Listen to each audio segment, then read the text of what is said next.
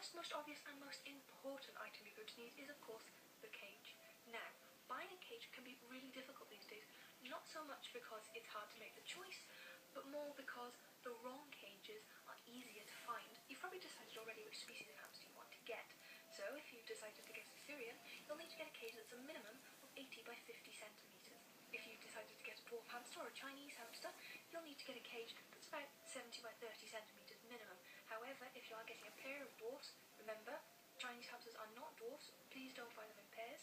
But if you are getting a pair of dwarf hamsters, then they're going to need a cage slightly bigger, probably again around the 80 by 50 centimetre mark. Please, please, please try and avoid modular cages. These are cages where you have one section joined onto another, often with tubes or with ladders or anything that looks like it's been designed for children. Please avoid them. They're not good for hamsters. They don't replicate their natural environment at all, no matter what people say. They are just no good for your pet. Don't let yourself be bought off by a gimmick.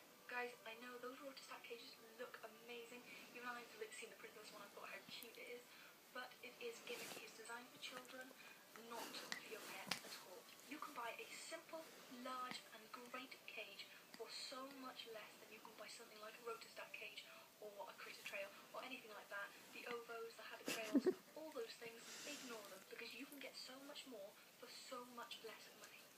If you'd like to know which cages I think are best for hamsters, please go check out my website. It's linked below. It'll take you to the page where I have a list of cages suitable for Syrians, dwarfs and Chinese hamsters. So you've got your cage sorted, so the next thing you need to get is a food bowl and water bottle. Now you can get a water bowl instead of a bottle, and I have used them and I do find them to be really good. And the water dispenser I did a review on, so link here if you want to see the review on the water dispenser.